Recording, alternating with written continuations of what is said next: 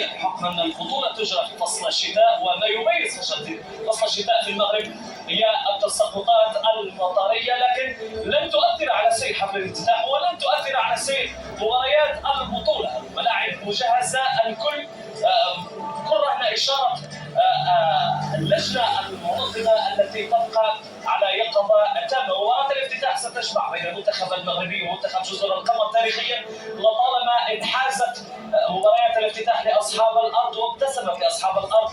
ربما المنتخب المغربي سيسعى لتاكيد هذه القاعده للمره العشرين من اصل 34 مناسبه، بينما سيسعى جزر القمر المنتخب المضمون الذي يتطور سنه بعد سنه سيسعى لكسر هذه القاعده، يلعب دون ضغوطات. ليس لمنتخب جزر القمر ما يخسره اليوم، سيسعى لخلق المفاجاه في مباراه العمر كما اعتبرها مدربه كوزان. مباراه العمر بالنسبه له شخصيا كمدرب وكذلك لمنتخب جزر القمر، لكن اسود الاطلس يدخلون هذا اللقاء من اجل ضمان 3 نقاط مهمه في مستهل المشوار ستعبد الطريق نحو انهاء مهمه او المهمه الاولى في مرحله دور المجموعات، وهي انهاء المجموعه في الصداره.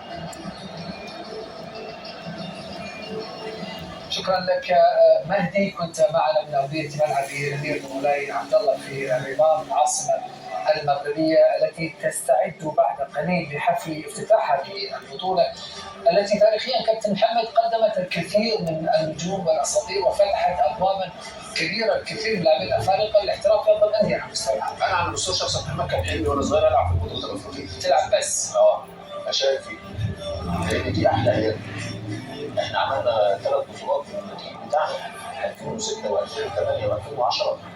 اللعيبه كانت منتظره المشاركه في البطولات الافريقيه. ويمكن اللي حفزك اكثر وتصدير انجاز ال 98. ايوه مع كابتن دورة الله يرحمه، كان يجيب كابتن حسام حاليا المدرب. يعني حسام عنده الفرحه اللي كلاعب اللي المفروض ينقلها للعيب، وده دور كبير.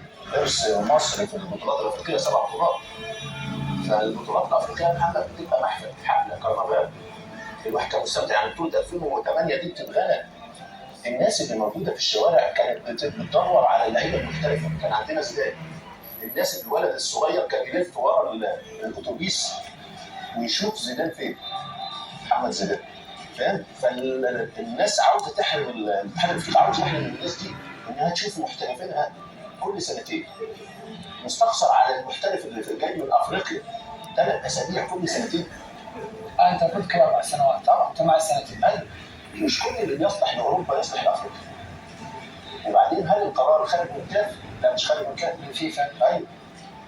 عيسى حياته يبقى تعرض لضغط كبير عشان يغير البطوله من كل سنتين ل4. عشان نظام جديد يخدم الانديه بسبب ابتعاد اللاعبين تقريبا شهر عن دوريات اوروبيه. وبعدين محمد 4 سنين في عالم كره القدم كبير. انا مثلا جيل لم يوفق في التصفيات وما وصلش بيها كاس امم. قصدي كاس افريقيا 8 سنين، ممكن يقعد 8 سنين عشان يلعب بطوله افريقيا. والبطوله حتى يقول لك دوري الامم الافريقيه لوجستيا صعب جدا.